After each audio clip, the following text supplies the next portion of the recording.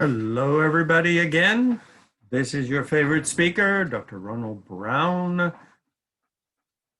ready to give you another exciting lecture on some aspect of religion in the world today. As you all know, I have multiple qualifications, both in history, political science, and world religions. In fact, my second MA was from Harvard Divinity School in world religions, 2 degrees in world history, and finally a PhD from the University of Geneva in Switzerland in international politics. So what I'm especially fascinated about is the role of religion in the world today. When we study religion, we always study things about the past. But my special concern is, as you followed my other lectures, you'll always know I'm very concerned about linking the past with the present and always peering into the future. What is going to be the role of religion in human future? Well, today in this series of Travels with God, we're going to go to my hometown, and this is New York City. Our topic for today is the gods, prophets, messiahs, and saints of New York City. It might sound a bit strange as a title, but when you get, today is 8.5 million people and crowded into one city, you're going to have people who are not quite happy with the religious organizations and denominations and churches and synagogues and mosques and temples and whatever, and they sort of strike out on their own. Well, what are they doing? They are responding to new situations in an urban environment. And this is part of the world history. I mean, sacred cities, as you know from my other talks, cities are where it has happened. Where did Jesus go to be crucified? Was it the little town of Bethlehem? Was it far distant backward Nazareth? No, he went to where the action was, where the Temple of Solomon was, where the priests were. He went to Jerusalem. And the Christians, when they emerged from obscurity in historic Palestine and started making converts, what became the focus of their ministry? Well, for the Western Christians, it became Rome, and we had a Roman Catholic Church. For the Greeks, it became Constantinople. For the Russian Orthodox, it became Moscow. What did the Muslims do when they emerged and started establishing their own religion, Islam? Well, they simply adopted the city of Mecca and nearby Medina and transformed them from pagan sanctuaries to the holy city of Islam. So today we're going to talk about a very different aspect of religion and urban environment, and that is not going to Varanasi, not going to Angkor Wat or Machu Picchu, not going to Mecca, Rome, Constantinople, or Istanbul today, or Moscow, even though I have been to all of these places. But today we're going to do something a little bit closer at home, and that is New York City. How has the growing city of New York influenced religion? Its radical diversity from the colonial periods, when it was noted as a city where gods were on every street corner.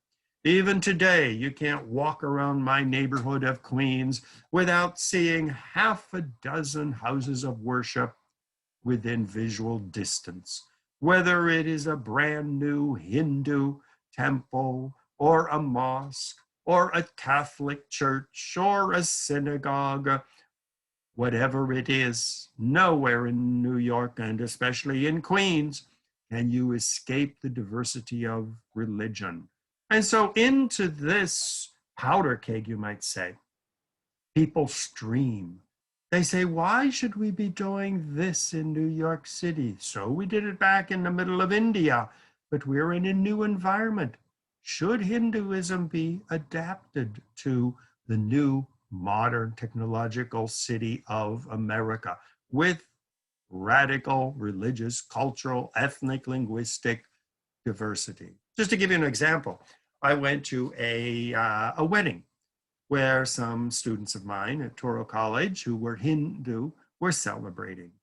Well, the wedding degenerated into a literal fist fight because the older generation said, well, back in India, it was part of our culture and tradition and religion to sit on carpets on the floor, like with Muslims and Ethiopian Christians and many other religious groups. You leave your dirty shoes outside and you walk in your socks and you sit on the floor on beautiful, lavish carpets often. Well, the younger Hindus said, wait a minute, this is America. Nice Americans don't sit on the floor. Nice Americans sit at a table on chairs. So the younger people started bringing in chairs and said, let's be civilized, modern Americans. The older people say, no, that's not part of Hinduism. Hinduism is sitting on the floor in a circle. Well, it literally turned into a brawl. Luckily, there was no alcohol, or it could have been a drunken brawl. But here again, what is religion in the urban environment? Think of the Irish Catholics when they migrated to New York back in the 1840s. They were peasant farmers. Most of them didn't speak English, didn't speak Gaelic, couldn't read and write in any language. They had no urban skills. They were farmers, potato farmers, out in the fields of Ireland. Well, they had to adapt Christianity to modern American society, and especially New York society, where they were the downtrodden, excluded, no Irish need apply. Well, what did Archbishop John Hughes do? He said, hey, even though I was born in Ireland and I value our peasant culture, get an education. And so education became part of Catholicism in New York. He established St. John's University, Fordham University. He said, we need a big cathedral right in the middle of the Protestant headquarters, which at the time was Fifth Avenue. What did he do? Twisted and stole and borrowed and whatever he could to build the monumental St. Patrick's Cathedral on Fifth Avenue, where no Irish even live. But here again, this was adapting religion to a new environment. Well, we're going to see these and other stories in our talk today. On the left, you see the outline, the gods of colonial New York City. We're going to start way back under the Dutch and show how they were producing all kinds of charismatic religious figures. Then the early independent republic following independence, immigrant gods, Irish and Germans and Poles and Russians and Jews. And number 4, the gods of the 60s, when all the young people, the baby boomers like me, were rejecting the religion of our ancestors, of our ethnic group, and going off to California to find a guru, or following many one of the saints and messiahs and prophets that cropped up here in New York City. And then finally wrapping it up with what's going on today. Well, I mean, there's a Messiah, a preacher, a God, a saint on every street corner. So let's get going and do our visit to New York City. Well, the goals of all religions, no matter how diverse they are building a perfect human society. Religions don't thrive out in the desert. Jesus may have gone to the desert. The prophet Muhammad went up into the desert to meditate, and Moses went up into Mount Sinai to get his 10 commandments. And the Buddha wandered for 40 years, going from place to place looking for enlightenment. But once you have found the answer, you bring it back to the society. So the central building block of all religions is building a perfect human society and building the perfect human being. On the left, we see the path of Buddhism toward individual enlightenment. Beside that, we see Buddhist monks meditating, purging themselves of desire and self-concern, even self-identity, to become a perfect human being, unattached to any material products. The rules given by religions, whether it is the Quran, the Sharia, the Ten Commandments, or the laws of the churches, these are once again pathways. Thou shalt not kill. Thou shalt not steal. Thou shalt not covet thy neighbor's wife. Forging a perfect human being out of the mud from which he and she was created. In the Catholic Church, you see the guy going to confession, purging his soul of sin, being absolved by the priest. And every society, whether it is Christian or Muslim or Jewish, always extols those individuals who they believe have reached human perfection. So human perfection is part of every religion. I call these the universal building block of religion. Every religion has a path to follow toward self-perfection. Every religion has a way of punishing people who do deviate from the straight and the narrow. So religious leaders have constantly emerged, constantly gathering followers, saying, I am the path, I am the truth, I am the way to enlightenment, to human perfection.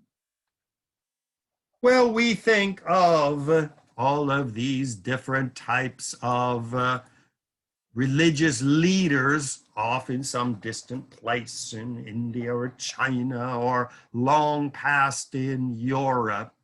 But today we're going to look at the very same phenomenon here in New York City. This map on the left dates from 1771. So this was after the Dutch period. The English had taken over, but well before the Declaration of Independence. Well, this panorama of New York City, and you'll notice New York back then was hyphenated, it was distinguished by its multitude of houses of worship. You'll see the list of them down along the bottom. 3 Dutch Reformed, the old Dutch who had founded the city. 3 Anglican, or what we would call today Episcopal churches, after the English took over in 1663. 3 Presbyterians, a lot of our early English-speaking settlers were Scottish Presbyterian. 2 Lutheran, 1 French Huguenot, 1 Congregational. Congregational were the Puritans from New England who had migrated here. 1 Methodist, 1 Baptist, 1 Quaker, 1 Moravian from Germany, and 1 Jewish synagogue. So already in colonial New York, there were basically churches and that 1 synagogue, or many of them just called themselves houses of worship, on every street corner. Now, most of these that we see in the picture no longer exist because the Great Fire of 1776 destroyed almost all of old colonial New York. And so unlike Philadelphia or Boston or Charleston, Richmond, Virginia, which have a very ancient core of downtown colonial buildings, New York doesn't have very much. But the history of diversity remained very, very strong in New Amsterdam and New York. Now, why did New York become so diverse? Nobody likes diversity. We like sort of order. Everybody belongs to one church, one religion. And even if there is a diversity, the trend is to say, well, we have one official religion. And that is the case, for example, in countries like Saudi Arabia. It's an Islamic republic or Islamic kingdom. The Islamic kingdom of Iran, the Islamic Republic, it is a Shiite country. The official established church of England is the Episcopal Church. Spain, for centuries, was a Catholic country. Even today, the state of Israel is a Jewish country. Jewish symbols all over. Christians and Muslims are at best second-class citizens. Well, the Dutch, as much as they may have admired such a vision of a nice Dutch colony transplanted to the New World, everybody going to the Dutch Reformed Church, speaking Dutch, well, that was a nice dream. But unfortunately, as you can see on the map, the Dutch claimed a huge territory in North America. The big yellow part and the green part were claimed by the Dutch as their Dutch colony. At the right of the picture, you see a pink area, and you see a big chunk of Long Island in the middle of the picture. It's pink. Those were the fierce Puritans from New England. At the bottom left-hand corner, we see the state of what is today Virginia. But everything in between was claimed by the Dutch. So if you look closely at the map, you'll see Connecticut, Rhode Island, half of Massachusetts, Vermont, all of New York State, all of Pennsylvania, all of New Jersey, and that little green area hanging down at the bottom, that is modern-day Delaware and chunk of Maryland. This was claimed by the Dutch. Well, claiming is one thing, but as we all know, you can claim anything you want to, but you have to back it up with force. So the Dutch realized that most Dutch people were not eager to leave lovely little Holland with its tulips and canals and come trudging off to look for beaver pelts up in the swamps of New Jersey or in the wild Indian and wild animal infested areas of upper state New York or Pennsylvania. So the Dutch literally had no choice but to throw open the doors of immigration and saying, if you come here, pledge allegiance to the Dutch colony, work hard, we'll close our eyes to whatever your religious background may be. We are not that interested. So we see various groups started migrating to the Dutch colony. Quakers and Baptists came. Well, good old Peter Stuyvesant wasn't too thrilled with them, so he banished them to a new town, which he gave them land and established it, called Flushing. Now, of course, the Dutch didn't call it Flushing. It was called Vlissingen, after a town in Holland with the same name. Well, when the English took over, nobody could pronounce Vlissingen, so it very quickly became Flushing. A group of Jews arrived in the 1650s and said, can we come? Well, Peter Stuyvesant didn't really like Jews that much, but he said, well, all right, you can settle here, but you have to take care of yourself. You have to take care of your impoverished, and if you have criminals, you have to punish them. And so the English Jews said, okay, but he didn't banish them to distant Queens or any other place. He put them right downtown beside City Hall on a street which was called Jew Street, so he could keep an eye on them. Well, all these weird people flowing into his colony were really not really welcomed, but they were necessary. Well, other people came in, English, Scottish. You had your first German Lutherans who came. There was the famous Bronk family that came, and they were, I believe, Northern European, Norwegian or something. And they said, can we settle here? One big family. And he says, okay. And he sent them up to the north of Manhattan. And that's where the Bronx lived, the Bronx family. So the family name stuck. And so today people say we're going to the Bronx because it belonged to the Bronx family. French Huguenots were allowed in. German Moravians started showing up. All these people who we saw on the previous map got permission and settled. Well, Peter Stuyvesant did draw the line, though. He said no Catholics, because if you look at the map on the left, you'll see just north of the limit of the yellow area is French Quebec with all those terrible Catholics. And Peter Stuyvesant was afraid that if he'd let Catholics in, they'd start collaborating with the French up in Quebec and the Spanish down in Florida and Mexico, and eventually take over the colony. So he banned Catholics. I mean, that was pushing his tolerance. And so New York, New Amsterdam as it was back then, became famous as a place of religious freedom. When Peter Stuyvesant sort of got sick of the Baptists and the Quakers in 1857 and decided to get rid of them once and for all, they protested to Amsterdam. They sent a famous Flushing remonstrance. Remonstrance means to protest, saying we were given the right to stay here. We have built homes and we've been good citizens. We should have the right to stay. And they demanded not only the right of Quakers and Baptists to stay, but they demanded the right of all Christians, all Jews, and even all Muslims, who they had probably never ever seen one. But this is Flushing, the area where religious freedom began. And so all kinds of religious groups started coming to New Amsterdam.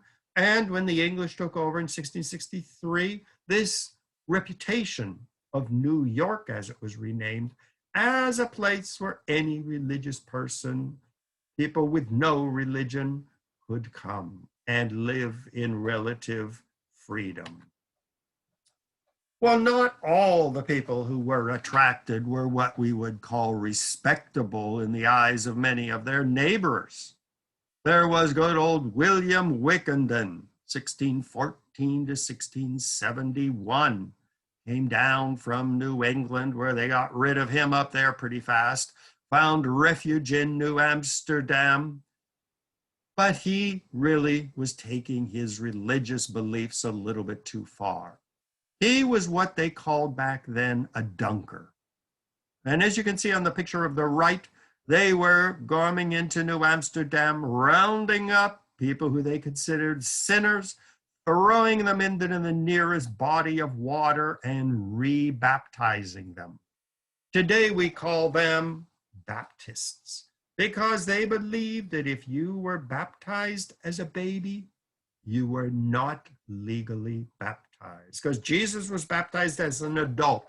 You can only become a Christian by freely embracing baptism and membership in the church. So you can imagine old William Wickenden walking around the streets of New Amsterdam, and then later on in eventually became other colonies, going up to somebody saying, "What's your religion?" And the person says, "I'm a Dutch Reformed," grabbing them, taking them down to the river, throwing them in the river, and trying to save their soul. Well, needless to say, Peter Stuyvesant got sort of upset about all this because they considered Peter Stuyvesant hellbound because he was baptized as a baby, as were all good Dutch Reformed Christians. So he was arrested and kicked out of the colony in 1656. So this was a limit to how far religion could go. But the problem is, New York had the reputation for freedom of religion, so it attracted just as many lunatics as it did fervent Christians looking for a refuge, or Sephardic Jews looking for a refuge from persecution in Catholic Spain. So New York really started producing its first crop of holy people. Well, Wickenden, you may refer to him not whether a saint or a god or a messiah or not, but he considered himself a martyr to religious freedom in the Dutch colony. Well, when the English took over in 1664, the English came marching in. Well, the English were sort of appalled at the mess that New Amsterdam was. My God, a church or a synagogue on every street corner, Quakers condemning everybody to hell because they were worshiping statues and images. The Dunkers were grabbing people and throwing them in the river. Everybody was convinced that they were going to hell and everybody else, they were going to heaven and everybody else was going to hell. Well, one of the early Dutch English governors was Governor Edward Hyde. He was governor from 1701 to 1708. Here you see his portrait on the left. Well, he was rather eccentric. I mean, he not only believed that, he was really a woman locked inside the body of a man. And so he performed all of his official duties dressed as a woman. He was married with a gang of kids, like everybody was back then, but he just thought that he was a prisoner in the wrong body. Well, he was also a fierce member of the Church of England. And when he took over in 1701, he said, "My patron saint is St. George." And in the middle, you see St. George on his horse slaying the dragon. So he gathered together a group of Church of England preachers and sent them to Flushing, Queens, which was infested with Baptists and Quakers and all kinds of other weird people. And he told the first pastors, go build a church dedicated to St. George and slay the dragon of heresy. Wipe out the Baptists and the Quakers and the other strange people and drag them screaming and yelling into St. George's church. So he was one of the great crusaders of the city. He was going to stamp out religious diversity and make it into a microcosm of England, loyal to the Church of England. Well, as you can see from the dates, he barely lasted 7 years, and he was recalled to England because basically England really didn't care too much about what church you went to. They just wanted to tax the colony, ship beaver pelts overseas and agricultural products and make money. So he didn't last too long. Well, religion continued to break forth with a vengeance in the colonies and especially New York.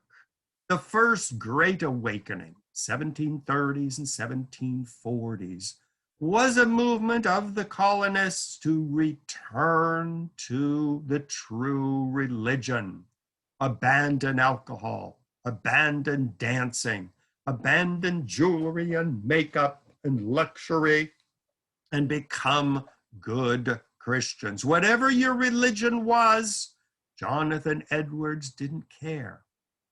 You were all sinners in the hands of an angry God. And so you have to return to the true Christian teachings of the Bible. And he was a fierce preacher, crisscrossing the 13 colonies, calling on New Yorkers, sort of like an ancient Billy Graham, calling on sinners to return. Well, like Billy Graham and so many other preachers, Jonathan Edwards found New York City a stumbling block. He could preach his lungs out, and he complained nobody listened to him. They would say, yes, brother, preach, give us God's word. But as soon as he was gone, they were back to their sinful ways. So New York was known for its crazy religion, its diversity of religion, and its um, conviction that nobody was going to tell New Yorkers who was the true God or what was the true religion. Well, one of the churches which produced one of the greatest flowering of holiness in New York City was, interestingly, the Catholic Church. Of course, under the Dutch and under the English, Catholicism was illegal. If a priest was caught in New York, he was punished by death. There was one priest who would sneak over from New Jersey where he was disguised as a farmer. Nobody knew who he was. He was always called Father Farmer, and he would gather the few Catholics who were hiding in the city. He would celebrate Mass and then get in his boat and go back to New Jersey. But once Catholicism became legal following the American Revolution, then we had a flowering of Catholic saints. The Catholic Church was the only religion at the time which really gave women a central role. Of course, they couldn't become priests or bishops or popes, but Catholic women achieved fame because of their saintliness. On the left, we see Saint Elizabeth Seton, Mother Seton, as she was called. We all know Seton hospitals, Seton schools, Seton University. She's buried here in New York City. And she was a married woman. When her children were grown up, she entered the convent, became a nun, founded a religious order, and was canonized a saint. In the middle was an Indian woman, a Mohawk woman, St. Catrai Tercuitha from upstate New York. And she embraced the Catholic Church and was known to be a very saintly woman and canonized a saint. Pierre Toussaint, the first Black saint in America, was a slave born in Haiti, brought to New York by his master, but was educated, spoke French, spoke Creole, spoke English, and ended up working very hard as a barber and a hairdresser and a fashion advisor for the well-to-do women of New York, bought his freedom from his master, bought the freedom from for his family, and ended up becoming a very wealthy man, one of the founders of the first Catholic Church in New York, appropriately named St. Peter's. He is the only Black person who is buried in the crypt underneath St. Patrick's Cathedral with all of the bishops and cardinals of New York City. So once Catholicism became legal, well, they exploded in New York, producing a crop of saints and unique Black saints, Indian saints, and white saints, unique in New York history. Well, in 1776, as we all know, everybody rose up in revolt, according to the legend, and America claimed its independence and won the American Revolution. The British left, and we became the United States of America. Well, the American movement for independence was more than just political. Many people believed that freed from Europe, rid of European kings and dukes and bishops and rulers, America was going to set off on a unique destiny. On the left, we see Thomas Cole's painting from the 1830s, New York painter, calling America the new Garden of Eden. John O'Sullivan, a New York journalist, coined the term manifest destiny, saying God had great plans for this new country to spread across the continent, to spread democracy, enlightenment, and Christianity to the world. So this vision of the United States, America, a shining city on a hill, which was first employed by the Puritans up in Boston, became very much the American myth, the American vision. Americans were a chosen people by God, brought here by destiny, destined to spread across the continent to the Pacific Ocean and even further, and to create a perfect society here in America, freed from the religions of the old world, freed from the kings and monarchs and emperors of the old world, create a holy land on earth. Well, no religion summarized this vision of a new nation being born than one of the very first uniquely American religions called the Mormons, or as they called themselves, the Church of Jesus of the Latter-day Saints. Even the name Latter Day, great things were happening in America, and the end of the world, the return of the Messiah. This was going to happen very soon. And according to the Mormons, when Jesus returned, he was going to return to the United States, not ancient Palestine, not Christian Europe, but to America. Apostle Parley P. Pratt came to New York, one of the greatest preachers of his age, a fervent follower of the preachings of Joseph Smith and Brigham Young.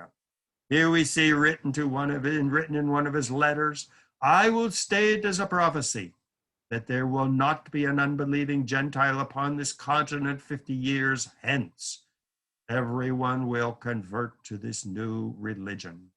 And if they are not greatly scourged or punished, and in a great measure overthrown within 5 or 10 years from this date, and he's writing 1838, if this does not happen within 5 or 10 years, conversion, then we will know that the Mormon beliefs have been proven false. So he really went out on a limb here saying, if within 10 years the United States is not converted to Mormonism, then we will know that the Mormon teaching was false. Well, he was a fierce preacher, and you read the accounts of Apostle Parley P. Pratt.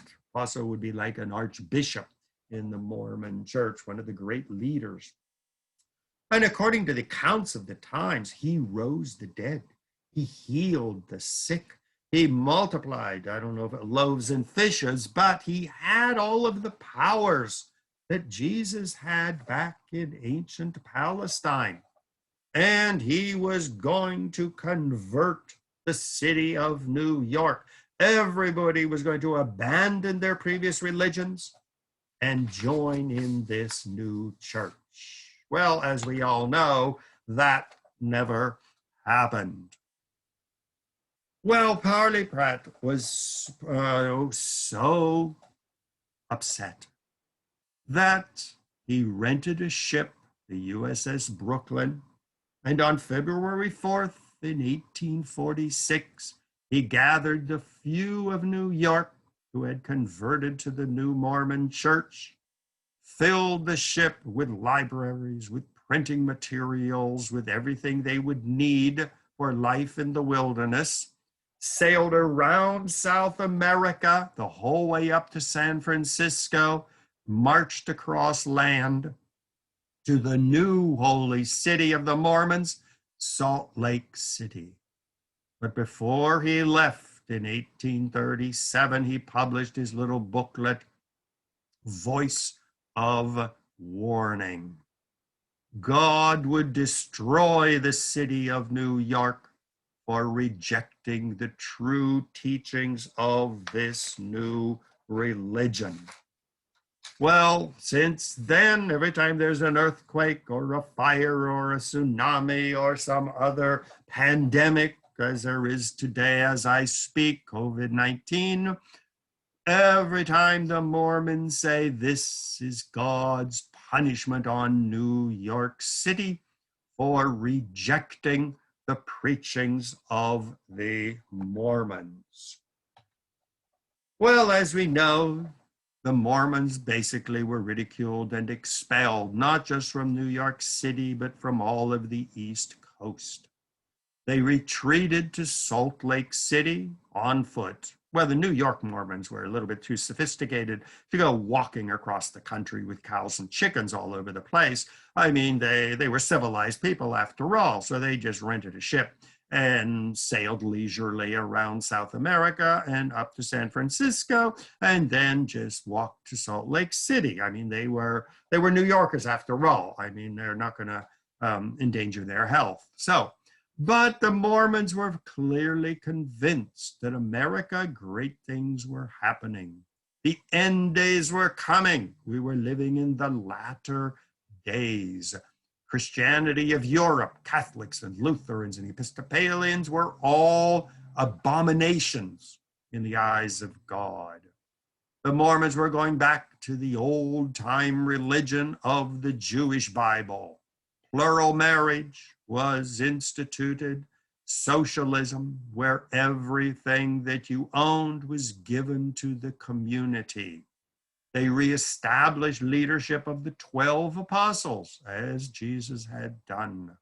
And like Parley Pratt, they believed that the age of miracles had been restored.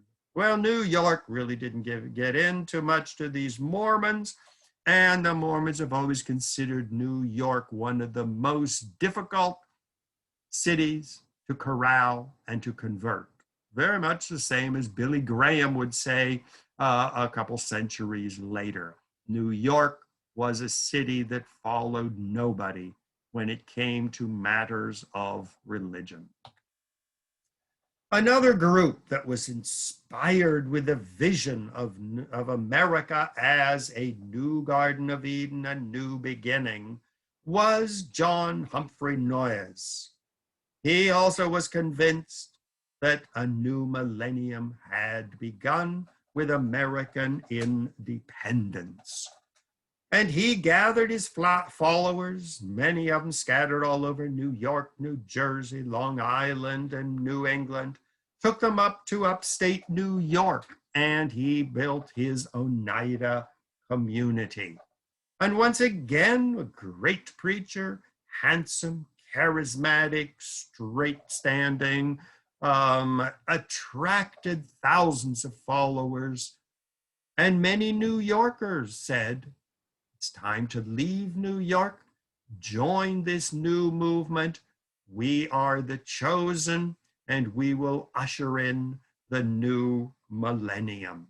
And once again, the return of Jesus, the Messiah. Well, once again, the Oneida community had some rather strange beliefs. For example, they believed, like the Quakers, in the absolute equality of men and women. Women who joined were taught to read and to write, to study the Bible, to read history, to learn a trade. They built their churches in Brooklyn and New York City and even started expanding nationwide back in the mid-1800s. They believed in perfectionism, that humans here on this earth could become perfect. Well, this society believed in male continence, which meant you could have sex, but women would not become pregnant. They believed in complex marriage, that love was the bond. If you no longer loved your partner, you were free to choose another partner. But once again, this whole dream of creating the perfect person living in a perfect society here on earth. Still another fascinating group that emerged at this time were the Adventists.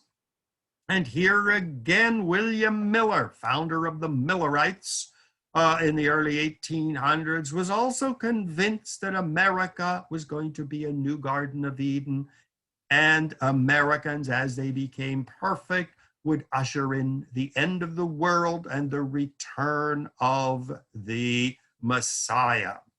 Well, they predicted that the Messiah was going to gather on October 22nd, 1844.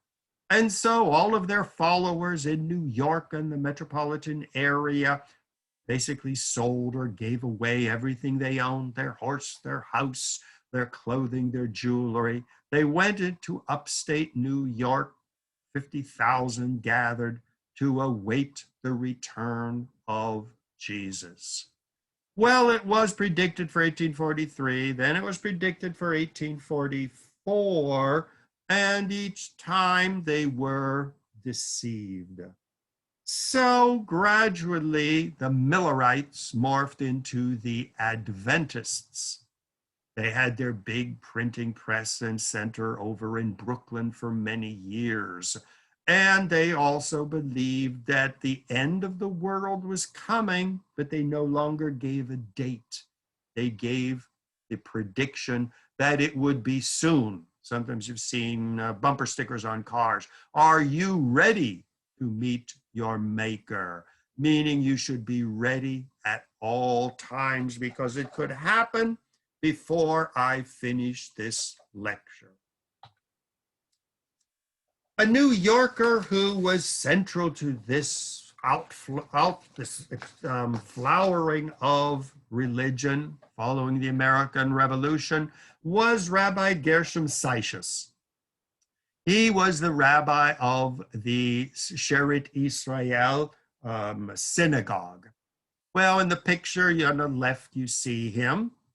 He never called himself rabbi. He always called himself reverend because he said, this is America. The ghetto is behind us. The Jew standing behind a throne, pulling the strings, the money lender, the negative stereotype of Jews in Europe, he said, was finished in America.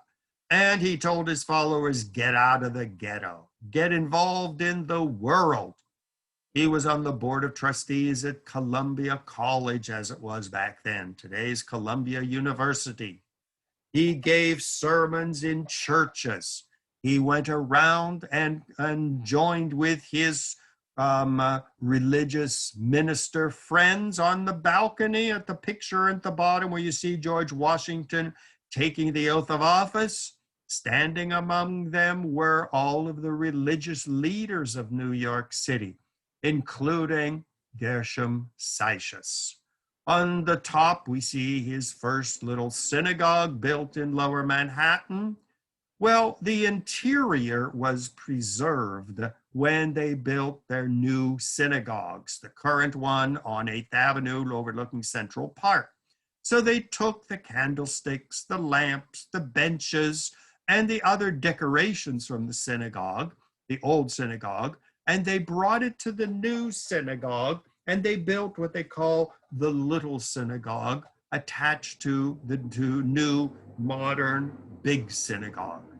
But he is considered the first American rabbi, no longer bound by the ghetto, no longer living in obscurity, but a colleague of George Washington in supporting the revolution, founding many charitable institutions, and preaching in churches and teaching Hebrew, and on the board of trustees at Columbia.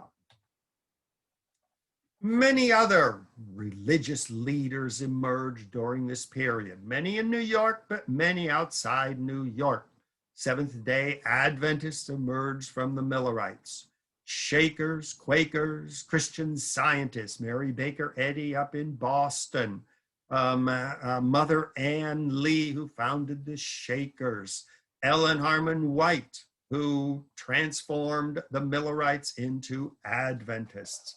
This was an exciting time in early America, following the American Revolution. Well, not long after the American Revolution, beginning in the 1830s and 40s and 50s, millions of new immigrants began flooding into the country. We had 2.5 million Irish, 2 million German, Lutheran, Catholics, and Jews. We had French, English, Scottish, all kinds of other Europeans. French Huguenots came and established New Rochelle just north of the city. The city was the melting pot. Well, there was this wonderful woman, Marie Estelle Brown, who was born in the Midwest and became one of the leaders of a new religious movement called the Pentecostal churches. Well, the Pentecostal churches, this was a new American religion which grew up in the West along with evangelical churches, saying, reject the old religions of Europe and establish an American religion. Well, Marie Estelle Brown was gifted with many gifts. She was a great speaker, charismatic personality.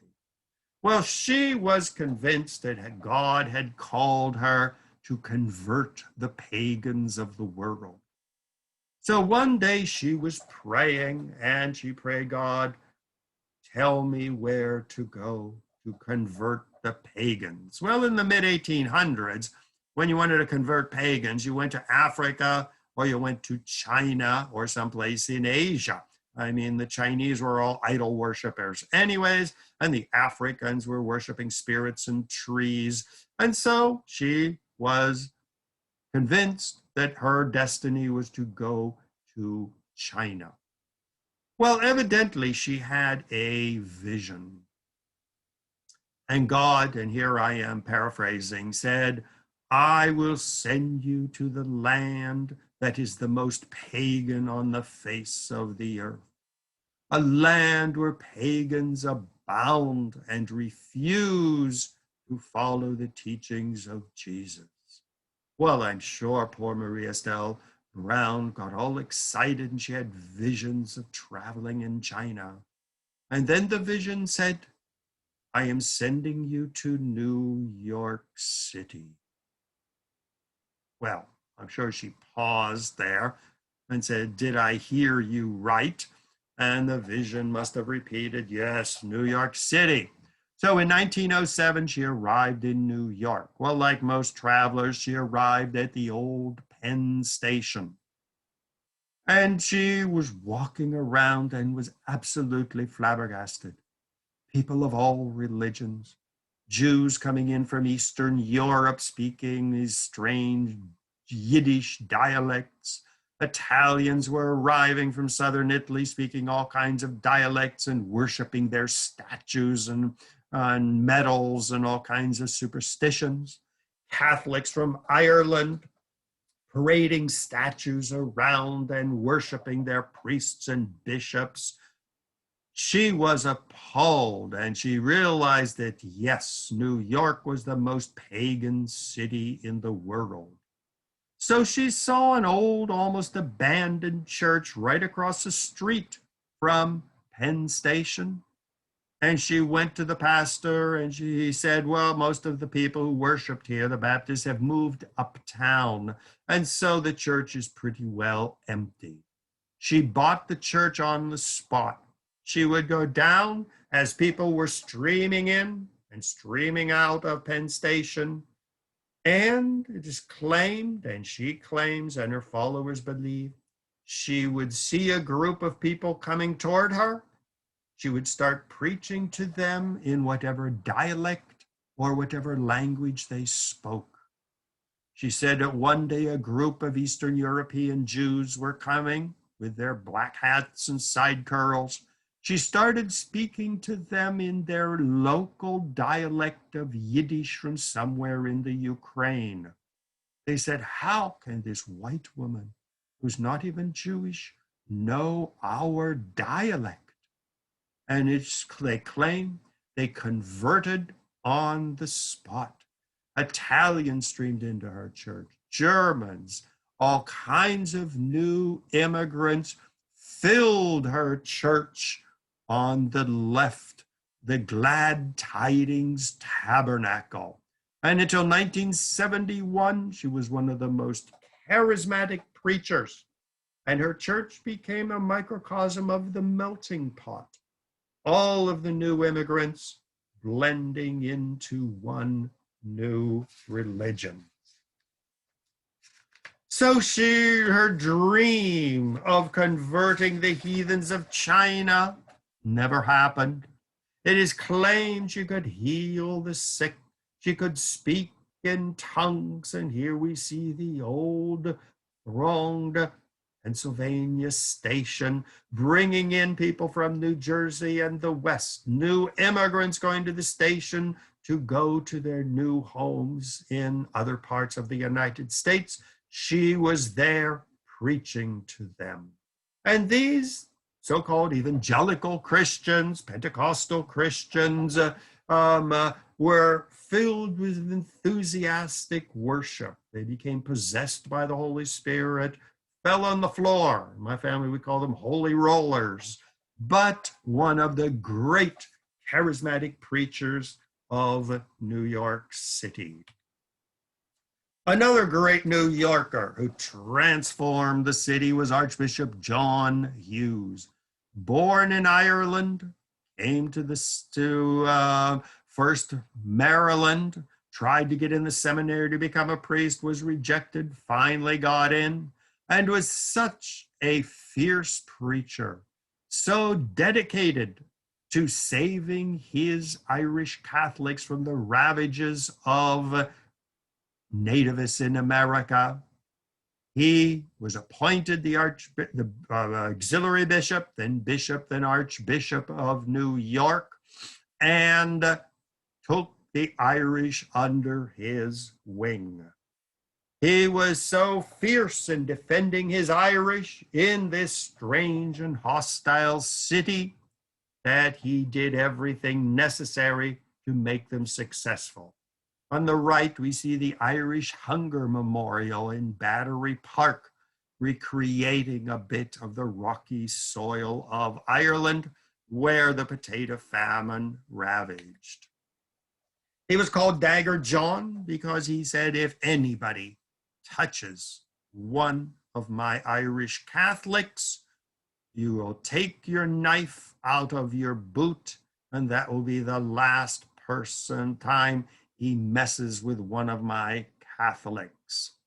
He was also called Old Bricks and Mortar. He built churches, he built convents, St. John's University, Fordham University, St. Vincent's Hospital, Immigrant Savings Bank, and of course the monument was his monumental St. Patrick's Cathedral right in the middle of Stuyvesant Row, where the old Dutch and English Protestants lived on Fifth Avenue, saying, we Catholics are here, whether you want us or not, whether you like us or not, we are part of New York City. One of the greatest religious leaders of New York City. Well, way up in Harlem, which was gradually by the late 1800s becoming an African-American city within a city. The Great Migration from the South brought up tens of thousands of young African-Americans who migrated to Harlem, which was called the Mecca of African-Americans, meaning like the sacred city of Mecca for Muslims, every Black person must at least visit this new city within a city, or possibly live there. Well, Elder Clayhorn Martin, born 1851, we believe somewhere in the South, but nobody knows where, followed in this path, came to Harlem just in time for the 1920s and the Harlem Renaissance. Well, he said Harlem is sacred ground for African Americans. It's not just a neighborhood, an ethnic neighborhood, or a racial neighborhood. It is holy ground. And just like Moses was told when he approached the burning bush, take off your shoes because you are walking on holy ground, a tradition which Muslims do until today. Hindus take off their shoes when they go onto sacred ground. Ethiopian Christians take off their shoes when they enter their churches. Well, so Elder Clayhorn Martin walked the cities of Harlem day and night, winter and summer, snow and burning sunshine, because he wanted nothing to separate his feet from the sacred ground of Harlem. And this has inspired many Harlem preachers. Here we see a revival with the barefoot prophet, Apostle L.L. Gilbert, once again plugging into the tradition of Elder Clayhorn Martin, who was not a great preacher, was not a charismatic person, but when you saw him walking the streets of Harlem in the middle of a snowstorm, wearing his suit, but in bare feet, that communicated the message that people in Harlem wanted to hear during the Renaissance. Well, the Harlem Renaissance produced many more charismatic preachers, all of them coming from somewhere else, but making their career, leaving their mark on Harlem. On the left, we see Sweet Daddy Grace, an immigrant from the Cape Verde Islands in the middle of the Atlantic, Portuguese islands. His name was Grace in Portuguese, but she became very easily Grace. He established the United House of Prayer for All People. Charismatic preacher, charismatic personality, always dressed in white. He was the first one to introduce what was traditionally called the devil's music into his church services, which meant trumpets and drums and pianos and guitars and all kinds of other loud instruments. He said, if this music can attract thousands to the bars of Harlem during the Renaissance, well, bring the music into my church and people will come here to hear some of the best religious music. He single-handedly transformed the devil's music of jazz from the bars to God's music in the United House of Prayer for All People. Father Divine, also during the Harlem Renaissance, a great preacher, a person who could inspire masses to follow him. Here we see some of his great giant banquets, where he said even the poorest of a Black person living in Harlem, when he comes or she comes to my church, is going to sit down to a 5-course meal and get the dignity that they are denied in racist America. Well, nearby in Italian Harlem, a woman who was recently in the news, Mother Cabrini, the mother of Italians. So many Italians were migrating to the city. Many of them were being tempted into the Protestant churches by Protestant ministers. Many of them were losing their faith as they lost their traditions.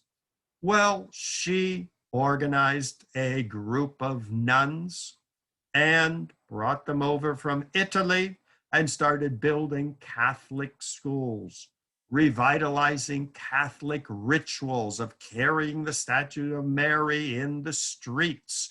The famous Madonna of 115th Street by Robert Orsi, celebrates a revival of Italian Catholic heritage in the city.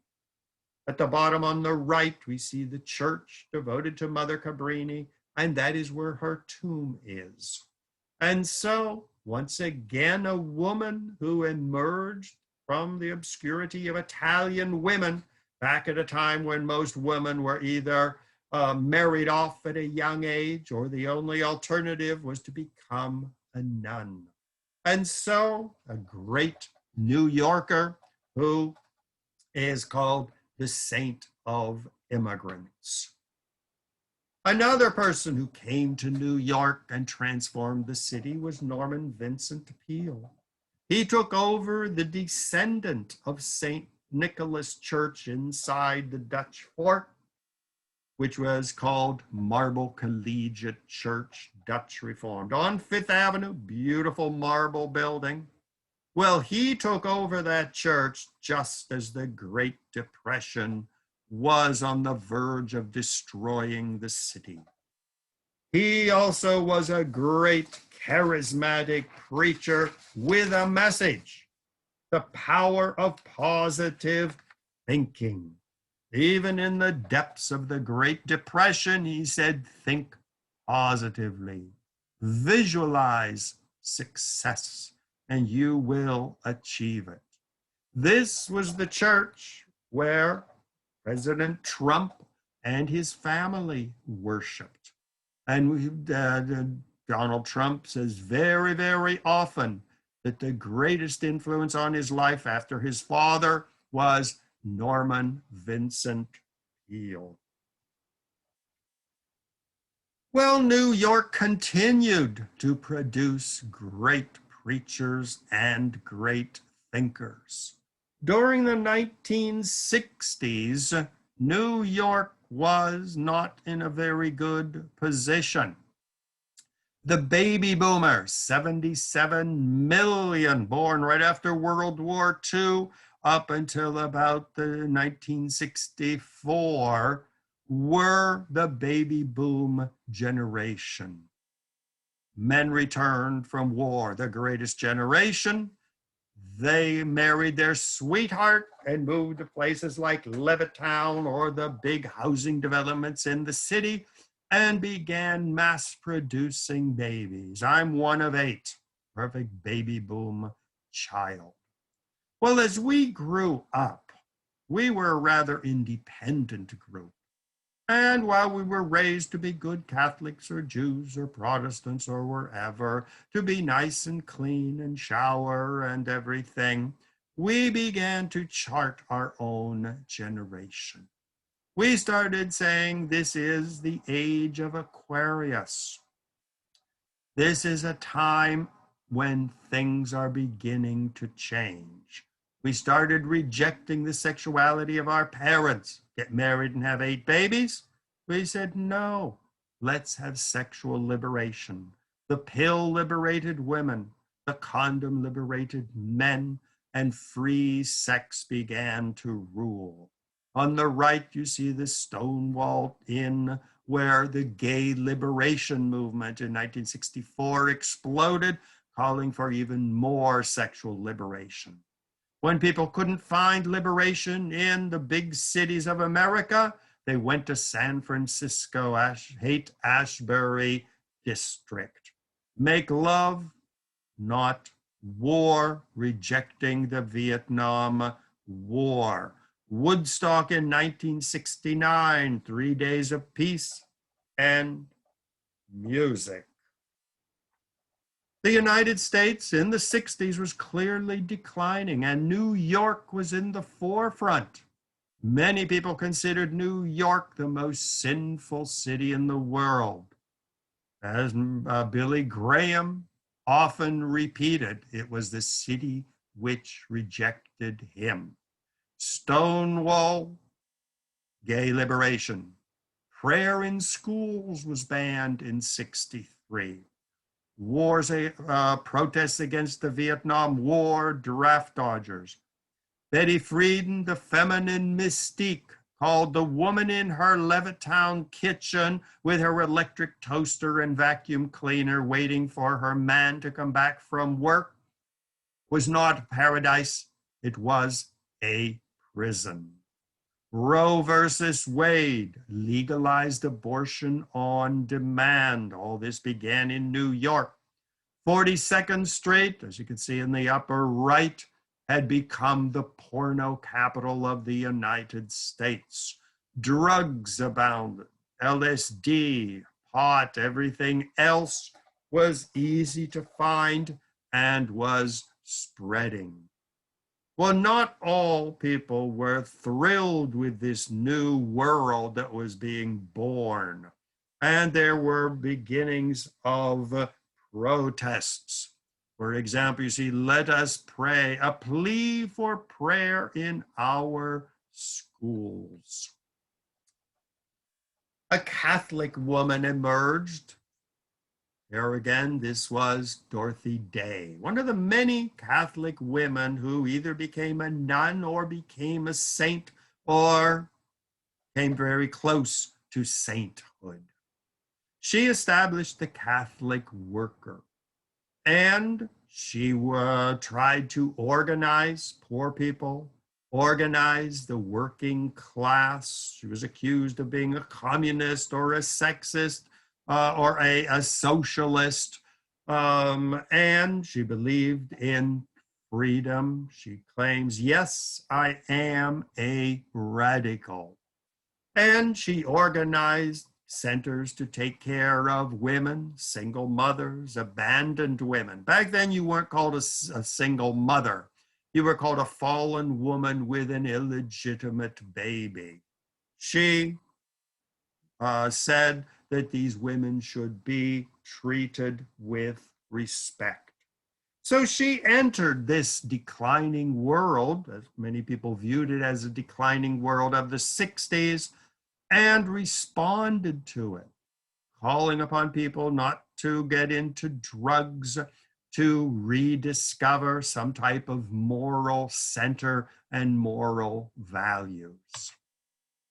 Malcolm X went a completely different direction, gave up the Christianity of his father, who was a preacher, ended up coming to New York as one of the greatest preachers of the new nation of Islam. And he called for a new God for a liberated people.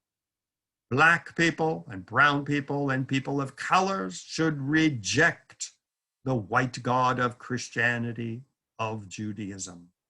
Elijah Muhammad, the founder, one of the founders, along with Noble Drew Ali and others, claimed that the Prophet Muhammad was a brown person. He was an Arab. He wasn't a blonde-haired, blue-eyed Jesus or a white-skinned Moses. He was a person from the middle of Saudi Arabia, having more in common with Africa than with white Europe. A fierce preacher, organized mosques, lived here in Queens, where his wife lived after he was assassinated, alarmed a lot of people by calling on African Americans to join this new nation of Islam.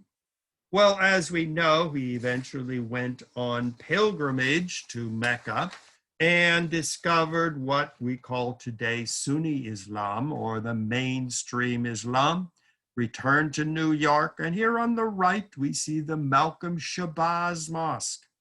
He used the name X because his original name was Malcolm Little. And he said, that was the name given to me by my slave masters. I don't know what my name is. And so he wrote X. In Mecca, he discovered that his Muslim name was Shabazz.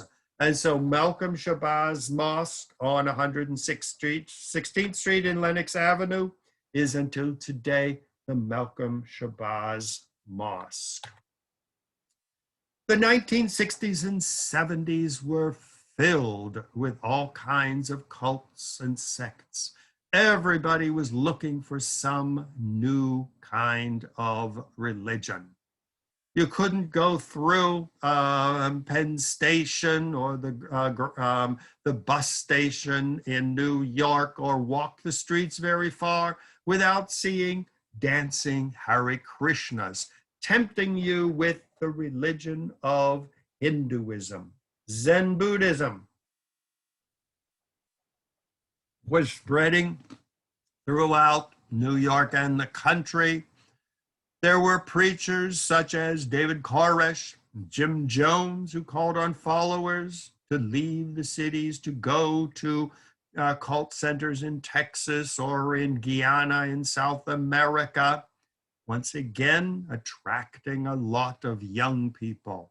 Scientology was founded and became another great, I wouldn't say great, but I'll say a major world religion of the 1960s and 70s. You see Judaism forming all kinds of groups such as Jews for Jesus, evangelical Protestants identifying with Jews, even some claiming to be the actual Jews, as the Mormons claimed. Well, until today, New York is awash with gods, prophets, messiahs, and saints. This tradition of New York total religious liberty continues. Following World War II, Menachem Schneerson migrated from Eastern Europe, from the town of Lubov, gathered together the last followers who had survived the Holocaust, bought the building in Brooklyn, which became his headquarters. Today, this is the Chabad Lubavitch Center. Well, he went around the streets preaching to people, calling upon them, return to Orthodox Judaism. Well, he became such a fierce teacher and such a charismatic preacher and personality that many of his followers started referring to him as the Messiah. As you can see on the poster on the right, Yechia Melech HaMashiach, which means he is the King Messiah. The Jews no longer have to wait for the coming of the Messiah. He has arrived and he is alive in Brooklyn. He died in 1994, is buried in Brooklyn. Around his tomb, 24 hours a day, 7 days a week, his followers gather, waiting for him to return from the dead and rule over the world as the new Messiah, the promised Jewish Messiah. Needless to say, many people consider him a heretic and not authentic Jewish, but to his most fervent of followers, he remains the Messiah. Here we see people gathered at his tomb offering prayers and petitions.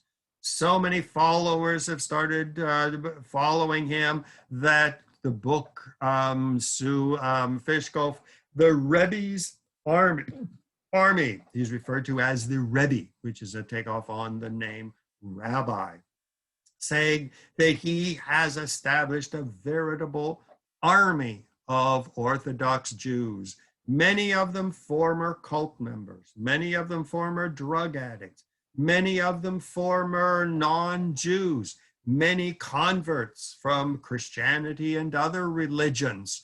This is part of their missionary outreach work, preparing the groundwork for his return and the world recognition of him as the Messiah. Another woman who was a former Lubavitcher who set off on her own was Rebbetzin Esther Jungreis. She became one of the most charismatic Orthodox Jewish women. She would hold big rallies in Madison Square Garden. Are you a Jew? Calling on Jews, especially Jewish women, to study the Torah, which for many centuries was reserved only for men, to become an active Jew, not just sitting at home having babies and cooking for your husband, but charted a new role for Orthodox Jewish women.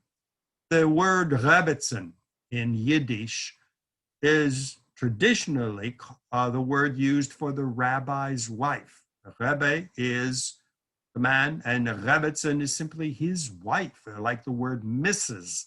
Whereas she said no longer is it going to be the word used for just the rabbi's wife. It is going to be a whole new form of Orthodox ministry.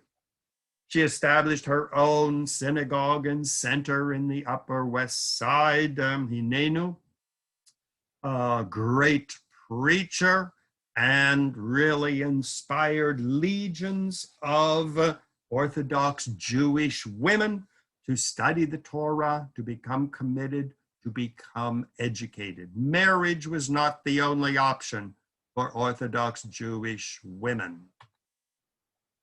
Another Messiah that has been associated with New York is the Reverend Sun Myung Moon.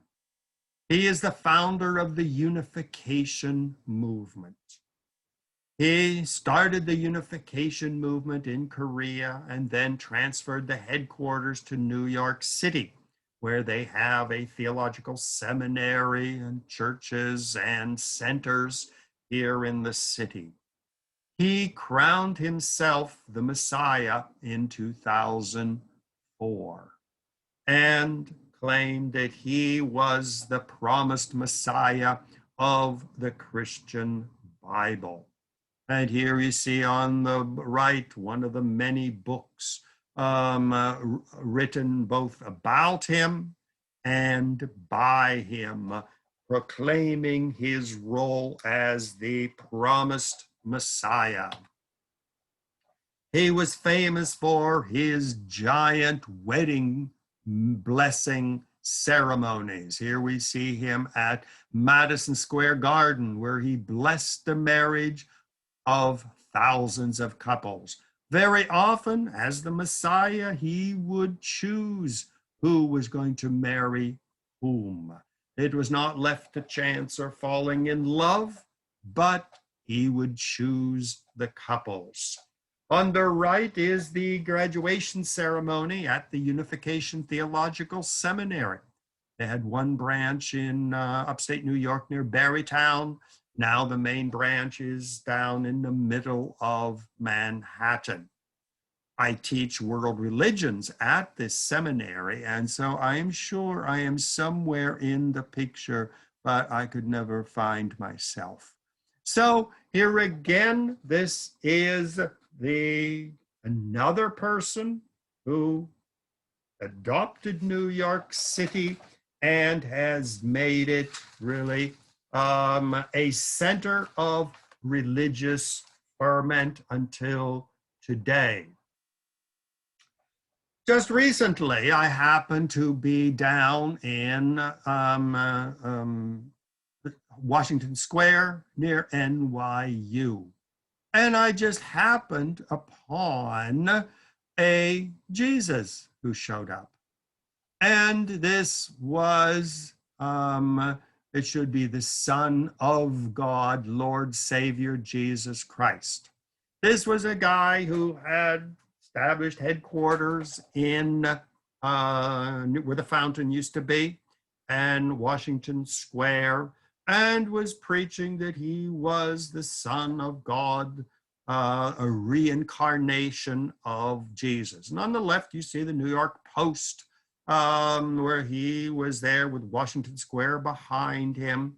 He had a habit of deciding to celebrate his glory with no clothes on, which was causing him problems with the police, but he managed to survive for several months. Well, I heard about him, and so I went down there and was taking pictures and wanted to interview him, but he was not very interested in being interviewed. But evidently, a journalist was there from London who was taking pictures.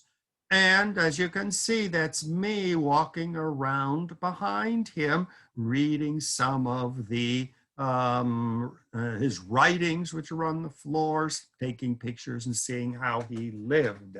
So this is just another one of the not messiahs or not prophets, but this person who claimed himself to be an actual God. Now, New York is really a central stage for religious diversity. And even religious groups that aren't producing prophets or gods or messiahs or apostles, still they feel that they must make New York part of their religious reality. And so as a new group migrates to New York City, they feel that it is their duty to leave their mark on the city.